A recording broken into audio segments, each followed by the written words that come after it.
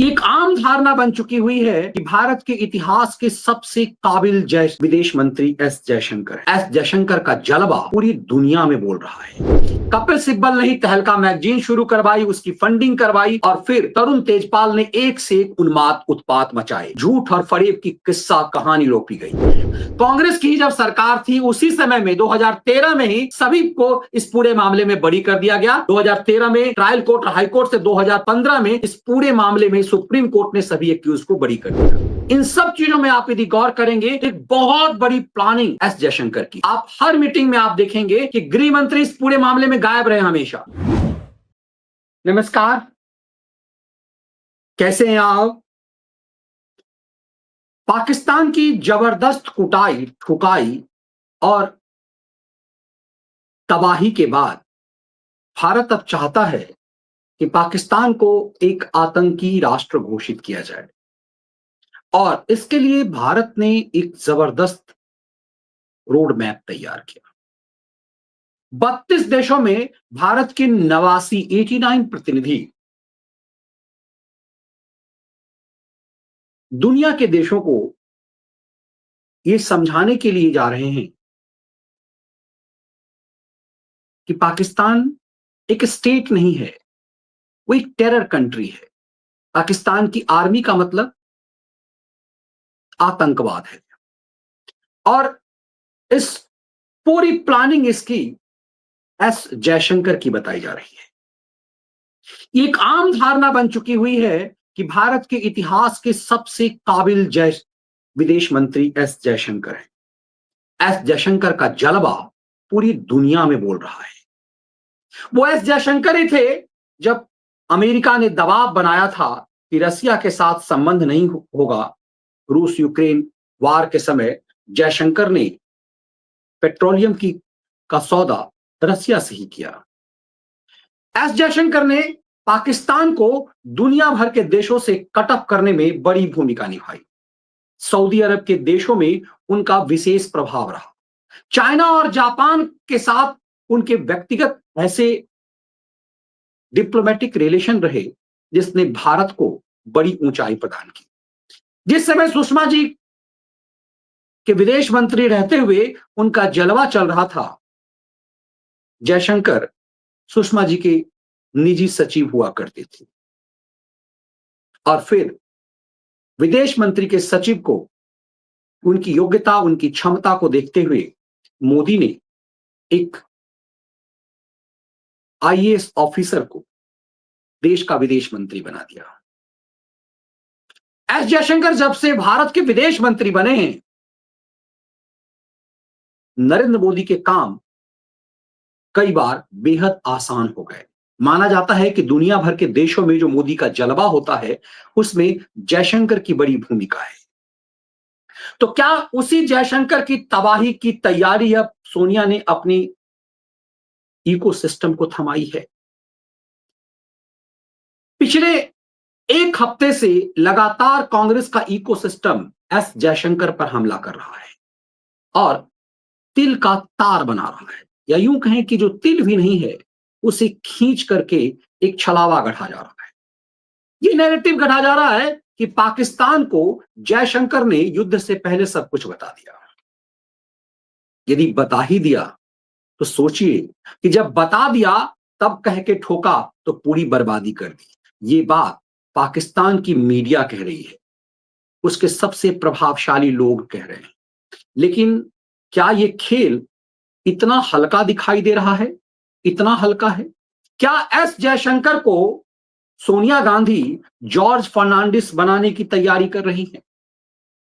S Jaishankar देश के विदेश मंत्री हैं और पूरी तरह से हमला जयशंकर पे ही क्यों हो रहा है? यह साबित करने के लिए कि भारत पाक के साथ जो युद्ध हुआ, जो आतंकवादियों की तबाही के लिए भारत ने जो पाकिस्तान की बर्बादी की स्क्रिप्ट लिखी, वो जयशंकर ने पाकिस्तान को थमा दी। जयशंकर ने पहले ही बता दिया। यदि जयशंकर ने बता भी दिया तो पाकिस्तान की ऐसी तबाही क्यों हुई? ये तो हुआ कि कह कर लेने की बात। लेकिन चूंकि सुरक्षा का मामला ऐसा होता है जो सेंटिमेंटल होता है।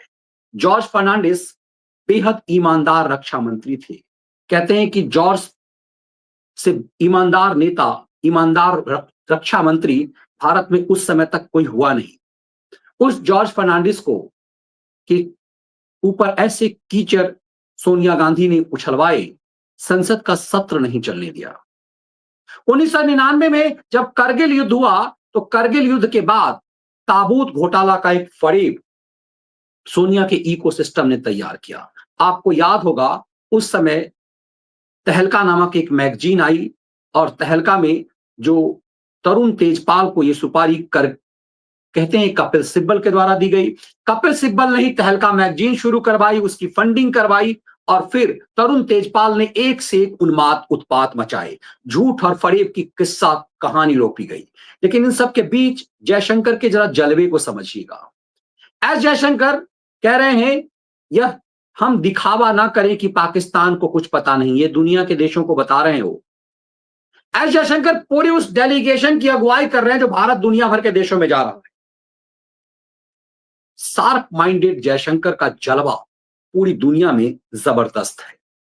जयशंकर का ये जलवा है कि जिसके द्वारा वो संयुक्त राष्ट्र संघ को संबोधित कर चुके, संयुक्त राष्ट्र संघ द्वारा, और वो कह रहे हैं कि संयुक्त राष्ट्र द्वारा प्रतिबंधित आतंकी खुलेआम पाकिस्तान के बड़े शहरों में घूमते हैं, उनके पते और संकर सब कुछ है, सरकार और सेना दोनों इसमें शामिल है। ये जयशंकर पाकिस्तान को पूरी तरह से जलालत करते हुए दुनिया को बता रहे हैं कि किस तरह से पाकिस्तान एक आतंकी राष्ट्र है और पाकिस्तान ने पूरे दुनिया के लिए एक खतरा का स्वरूप अख्तियार किया है। दरअसल भारत चाहता है कि पाकिस्तान को ब्लैक लिस्टेड किया जाए और इसकी तैयारी भारत लंबे समय से कर रहा है। इस सब में जयशंकर की भूमिका बहुत जबरदस्त है। लेकिन क्या सरकार आंख मूंदे रह सकती है? आपको फिर मैं ये देखूं, 2019 के लोकसभा चुनाव से पहले कांग्रेस ने ताबूत घोटाला के तर्ज पर ही तैयारी की थी राफेल घोटाले की, और अटल जी की सरकार ताबूत घोटाला का झूठ का इल्जाम लगाया और ये कहा जाने लगा कि मोदी की सरकार पर भी राफेल डील घोटाले का झूठा इल्जाम लगाया जाने लगा। अटल जी की सरकार दोबारा नहीं बन पाई और सरकार जाने के बाद मैं आपको बताऊं, अटल बिहारी वाजपेयी की जब सरकार चली गई, उसमें बड़ी भूमिका इस ताबूत घोटाला की थी।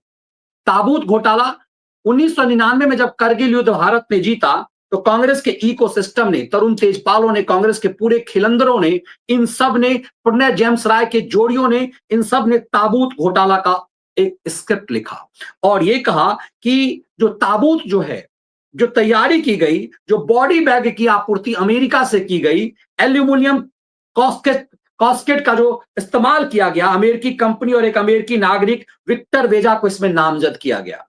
इसमें भारत के तत्कालीन रक्षा मंत्री जॉर्ज फर्नांडिस का भी नाम आया और जॉर्ज की तबाही तय करने के लिए इन सब ने एक बड़ी खेल की और इसमें तरुण तेजपाल इसकी बड़ी भूमिका थी, जो बाद में अपनी बेटी के दोस्त के साथ रेप केस में जेल गया और इसकी बर्बादी हुई। इन सब ने एक फेक नैरेटिव रटा और सब कुछ देखिए क्या हुआ। अटल जी की सरकार दोबारा नहीं चल पाई और आप आई और सुप्रीम कोर्ट ने कहा कि घोटाला हुआ ही नहीं। अब जरा इस चीज को जरा समझिएगा। ताबूत घोटाला में सोनिया गांधी की टीम ने इस पूरी कांग्रेस संसद के अंदर उत्पात मचाने लगी और अटल जी की सरकार तो चूंकि कई दलों के गठजोड़ से बनी हुई थी, 32 पॉलिटिकल पार्टियों के गठजोड़ से अटल जी की सरकार चल रही थी और इसमें यह कहा गया कि 3000 जो है वो ताबूत, शव की जो थैली 3000 मंगाई गई थी, वो 3000 थैलियों में प्रति जो थैले थे, जो प्रति ताबूत एक तरह से कह लीजिए, उसमें जो 2500 अमेरिकी डॉलर प्रति ताबूत उसकी कीमत थी और लगभग 89,76,000 का इसमें कहा गया कि ये घोटाला है। इस पूरे मामले में भारत सरकार के रक्षा मंत्री, उसके बाद मेजर जनरल अरुण राय, कर्नल एस.के. मलिक और एफ.बी. सिंह को इस पूरे मामले में नामजद किया गया और चूंकि ये मामला घोटाला देखिए मात्र 89 लाख का था, एक केंद्र सरकार के द्वारा जिस देश में एक छोटे से राज्य, गरीब राज्य में, उस समय के दौर में 90s के अर्ली 90s में लालू यादव ने 1000 करोड़ रुपए का चारा घोटाला किया। 1000 करोड़ रुपए का चारा घोटाला जिस 90s की शुरुआत में लालू यादव ने किया बिहार जैसे गरीब राज्य में, उस स्थिति में यदि कह लीजिए तो सेना वाला ये 89,76,000 का जो घोटाला कांग्रेस सरकार ने कहा वो कुछ भी नहीं था, लेकिन सेंटीमेंट था। यदि मान लीजिए कि 89 लाख का घोटाला हुआ भी तो इतने बड़े देश के लिए कुछ ऐसा कुछ था नहीं, लेकिन फिर भी सेंटीमेंट था कि क्या इस देश में ताबूत पर भी घोटाला हो सकता है, बॉडी बॉक्स पे भी घोटाला हो सकता है। और ये सेंटिमेंटल इशू इतना बड़ा बन गया, इतना बड़ा बन गया कि देश को लगा कि जॉर्ज फर्नांडिस ने इस पूरे मामले में मतलब ताबूत में भी घोटाला कर लिया। दरअसल पहले जब आर्मी सेना के अधिकारी, सेना के हमारी सैनिक का बलिदान होता था तो उनकी बॉडी नहीं भेजी जाती थी। ये कहा जाता है कि ये दौर शुरू हुआ, मुलायम सिंह यादव ने इसकी शुरुआत की कि जो बलिदान होंगे जो सैनिक, जब रक्षा मंत्री थे मुलायम सिंह यादव, तो उस समय शुरू हुआ था। और उसके बाद ये परंपरा बनी कि ताबूत, पहला खेप ये था, एक तरह समझ लीजिए कि पहला खेप विदेश से आया था, ताबूत की शुरुआत हुई थी जब मुलायम सिंह यादव रक्षा मंत्री थे। रक्षा मंत्री रहते 1996 में जब उनकी सरकार बनी थी, जब देवेगौड़ा की सरकार बनी और उसमें रक्षा मंत्री जब मुलायम सिंह यादव बने, उस दौर में कहा जाता कि सरकार ने यह तय किया कि जो बॉडी है उस बॉडी को जो सेनानियों की बॉडी है, जो बलिदानियों की बॉडी है, उनके घर तक पहुंचाई जाएगी। इसके लिए ताबूत की व्यवस्था होगी। और उसके बाद सरकार हो चुकी, वो चली गई हुई थी, संयुक्त मोर्चा की सरकार ज्यादा दिन रही नहीं, तो पहली बार ये ताबूत, जो सरकार का रूल बन चुका था कि बॉडी जो है बलिदानी सैनिकों की बॉडी उनके घर तक भेजे जाएंगे, तो ताबूत मंगाए जाने थे। तो पहली बार इस तरह का सौदा हुआ और ताबूत जो सेना के इस तरह के बलिदानियों का जो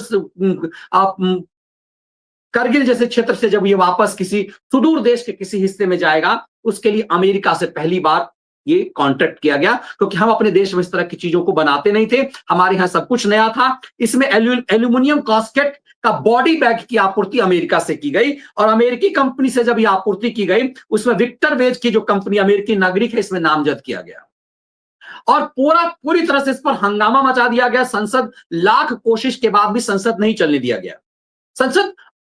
लगातार संसद नहीं चल पा रही थी। कारगिल के युद्ध के बाद ये लगातार संसद नहीं चल पा रही थी।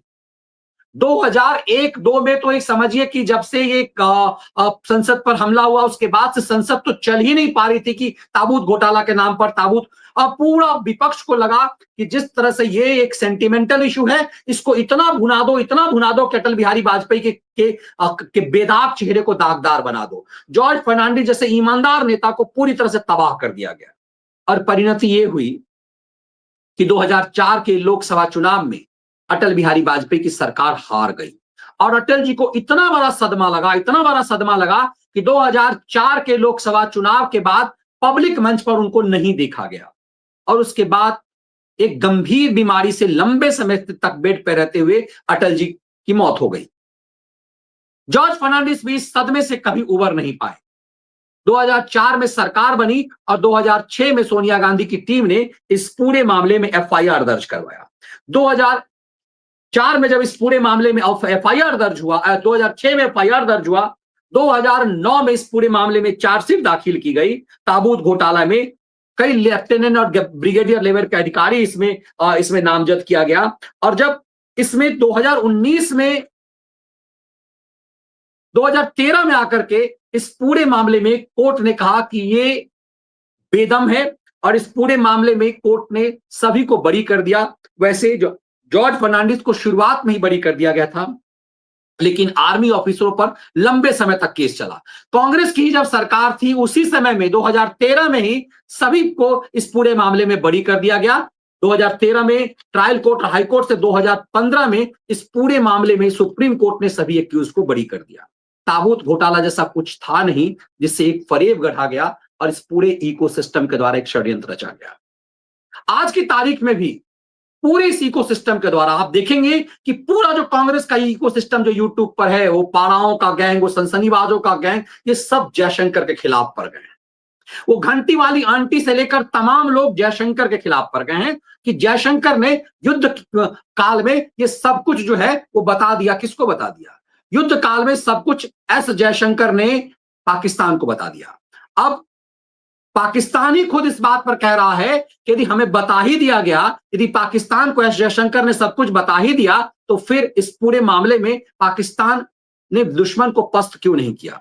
दरअसल दुनिया जानती है कि जलवा जयशंकर का कैसा है।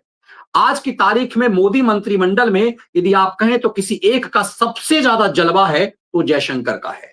जयशंकर जहां भी जाते हैं दुनिया के मंच पे कहा जाता है कि उनका एक ऐसा औरा है कि जिसके सामने में उनके समकक्ष के जो विदेश मंत्री जो हैं वो पस्त हो जाते हैं। ड्राई ऑनेस्ट और शार्प माइंडेड जयशंकर के जलवे से मोदी सरकार का प्रभाव दुनिया में गजब है। और इसीलिए कहा जाता है कि मोदी सरकार की जो विदेश में जो बड़ी उपलब्धि है उसमें जयशंकर की बड़ी भूमिका है। इसीलिए प्रधानमंत्री मोदी ने चुन चुन करके ऐसे लोगों को अपनी टीम में रखा है जो भारत को मजबूती प्रदान कर सके। और इसीलिए देखिए कि ये जो 32 देशों का जो डेलीगेशन तैयार किया गया उसमें कुछ नाम तो चौंकाने वाले हैं। उसमें असउद्दीन ओवैसी का नाम चौंकाने वाला है।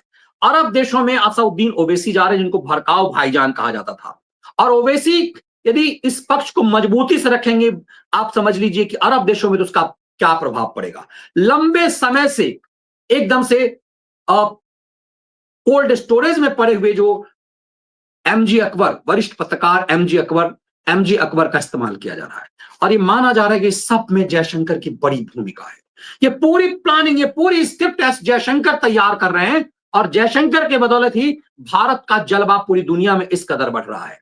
जिस पाकिस्तान को सब कुछ बताने का आरोप लगाया जा रहा है, एक तिल का तार बिला वजह बनाया जा रहा है, उसको लेकर पाकिस्तान के सबसे वरिष्ठ पत्रकार और लेखक नजम सेठी क्या कह रहे हैं जरा उसको समझिए। ये फरेब जो कांग्रेस गढ़ती है, ये पवन लखेरा जो चीजें बताता है उसको कैसे वो काट रहे हैं, जरा इस चीज को समझिए। हम मजबूर हैं, हमने ये करना है, मगर फिक्र की कोई बात नहीं है। हमारे इरादे को जंग के नहीं है। हाँ, मिलिट्री के आपका निशाना नहीं बनाएंगे। हम टेररिस्ट के 4-5 ठिकाने हैं वहाँ एक ठाक कर देंगे। हाँ। और आंख मारी के निकाल लो लोगों को वहां से। जी, बताने का तो यही मतलब वहां तो यही तनकीद की जा रही है कि आपने तो अलर्ट कर दिया भाई। तो जाहिर है फिर वहां से अगर कोई था वहां, हाँ, बच्चे थे तो उनको निकालिए, फिर भी कुछ रह गए, फिर भी मारे गए, सिविलियंस मारे गए। तो इनका ये कहना है कि हमने तो आपको बता दिया था कि हम आ रहे हैं और आप तो यार अगर सजा देनी थी तो ये ऐसे करते हैं। तो इसका कि ये पहले दिन से ये फरेब थे, ये सब एक ड्रामा था। ये अवाम को अब देखिए पूरी चीजों में चर्चा इस बात को हो रही है कि आखिर एस जयशंकर ने जो कुछ भी किया, यदि बता ही दिया तो बताने के बाद भी इतनी बड़ी संख्या में तबाही क्यों हुई? पाकिस्तान से अब तबाही आ रही है। पाकिस्तान में पंजाब प्रांत के मुख्यमंत्री अपनी तबाही बता रहे हैं। पूरा आर्मी बेस चौपट हो चुका है। शुरुआत में तो भारत ने 9 आतंकी ठिकाने पर ही हमला किए थे, लेकिन बाद में जब पाकिस्तानी आर्मी ने हमारे सीमाओं के अंदर आकर के अटैक करना शुरू किया आम पब्लिक को, तो फिर भारत ने उसके बाद पाकिस्तान को तबाह कर दिया। कुछ ही घंटों के युद्ध में पाकिस्तान बर्बाद हो गया और उसके बाद घुटने के बल आकर के अमेरिका के पास गिड़गिड़ाने लगा कि किसी तरह से युद्ध विराम करा दीजिए। ये युद्ध विराम हुआ, लेकिन उसके बाद भी पानी जो सिंधु नदी का है वो ना देने की तैयारी है, जब किसी भी हाल में नहीं देंगे। बूंद बूंद पानी के लिए तरसा देंगे, ये प्रधानमंत्री मोदी कहते हैं, पब्लिक मंचों से कह रहे हैं। उसे भीख मांगने पर लाचार कर देंगे, ये प्रधानमंत्री मोदी कह रहे हैं। और अब बात होगी तो सिर्फ पीओके पे भी होगी। भारत का इतना मजबूत पक्ष कभी नहीं रहा पाकिस्तान के ऊपर, पीओके के ऊपर, कि हम सिर्फ पीओके पाक ऑक्युपाइड कश्मीर की बात करेंगे। इन सब चीजों में आप यदि गौर करेंगे तो एक बहुत बड़ी प्लानिंग एस जयशंकर की है। आप हर मीटिंग में आप देखेंगे कि गृह मंत्री इस पूरे मामले में गायब रहे हमेशा। और मैंने कई सवाल उठाए इस पर कि इतनी बड़ी चीजों में देश के गृह मंत्री कहां हैं? गृह मंत्री इंटरनल सिक्योरिटी को लेकर के इन सब चीजों के बीच भी नक्सलियों की तबाही के लिए बांग्लादेशी और रोहिंग्याओं की सर्चिंग मूवमेंट में लगे हुए थे। लेकिन मोदी के साथ हर बैठक में आपको रक्षा मंत्री नजर आए या ना आए, विदेश मंत्री जयशंकर जरूर नजर आ रहे थे। इसकी वजह यह थी कि भारत डिप्लोमेटिक लेवल पर पूरी दुनिया में पाकिस्तान को आइसोलेट कर, भारत ने तो खुद अपने लेवल पर आइसोलेट कर ही दिया हुआ था, पूरी दुनिया में पाकिस्तान को आइसोलेट करने की तैयारी। लेकिन चूंकि राफेल मामले में फुस हुआ, भारत का हथियार, इस राफेल का जलवा इस युद्ध में हुआ, ब्रह्मोस मिसाइल जो है उसने देश में बनी देशी मिसाइल, उसने गजब का जलवा दिखाया। तो इस मामले में इस तरह के घोटाले का किसी ढंग का ये आरोप नहीं लगा सकते। जो ताबूत घोटाले का फर्जीवाड़ा किया उसको रिपीट राफेल के मामले में किया और सुप्रीम कोर्ट में राफेल के मामले में कांग्रेस पस्त हो गई। तब कांग्रेस ने अपने पूरे इकोसिस्टम को लगा दिया है एस जयशंकर के खिलाफ कि कैसे एस जयशंकर की छवि खराब की जाए, एस जयशंकर को देशद्रोही साबित कर दिया जाए। और तैयारी है कि संसद इसी लिहाज से वैसे ही नहीं चलने दिया जाएगा जैसे चलने नहीं दिया गया था अटल जी की सरकार के दौर में। लेकिन अटल जी और नरेंद्र मोदी में फर्क है। अटल जी और मोदी में फर्क है, ये कांग्रेस बेहतर जानती है। ये मोदी कच्चा चबा जाने वाला है। अटल जी सौम्य थे। अटल जी कमजोर इसलिए थे कि 32 विरोधी दलों के गठबंधन की सरकार थी। नरेंद्र मोदी सधे हुए हैं और मोदी का जलवा ऐसा है उनके काम का। अटल जी की सरकार नई नवेली थी और अटल जी की ही नहीं, इस नई विचारधारा के देश में पहली सरकार थी। उसे एक प्रयोग करना था। 32 राजनीतिक दलों का संगठन था वो, इसीलिए सोनिया वो खेल कर पाई और थोड़ी मजबूत विपक्ष भी थी उस दौर में। लेकिन ये दौर बदला हुआ है। राहुल गांधी अपनी छवि पूरी तरह से नष्ट कर चुके हुए हैं और मोदी का जलवा पूरी दुनिया में बोल रहा है। लेकिन कांग्रेस अपने इकोसिस्टम से इसकी पूरी तैयारी कर रखी हुई है। जब आप देशद्रोह की हद तक जा सकते हैं तो आप कुछ भी कर सकते हैं। तो क्या इस बात की भनक सरकार को है कि जॉर्ज फर्नांडिस जैसे ईमानदार साख वाले नेता का चरित्र हनन जिस तरह से कांग्रेस और उसके इकोसिस्टम ने कर दिया वैसे ही कर पाएंगे? दोनों में फर्क है। वो दौर ऐसा था जिसमें सोशल मीडिया नहीं थी। उस दौर में कांग्रेस के गुलाम खैरातियों की संख्या थी। तहलका जैसा मैगजीन चल रहा था, प्रणय जेम्स राय का एनडीटीवी था। ये पूरा पूरा गैंग सोनिया की चापलूसी में उस समय लगी हुई थी और पूरा नैरेटिव देश का बदल दिया। एक छवि देश के अंदर जॉर्ज फर्नांडिस की अपराधी की बना दी गई और इसका इंपैक्ट ये हुआ कि 2004 में अटल जी की सरकार शहीद हो गई। उम्मीद की जानी चाहिए कि जॉर्ज फर्नांडिस बनाने की साजिश, जयशंकर को जॉर्ज बनाने की साजिश की ताबूत में मोदी जबरदस्त कील बहुत जल्द ठोक देंगे। ये वीडियो विश्लेषण बहुत महत्वपूर्ण मुझे लग रहा है। इससे ज्यादा से ज्यादा लोगों तक समझ पहुंचाइए ताकि बात इसकी गंभीरता को समझा जा सके। जय हिंद, वंदे मातरम।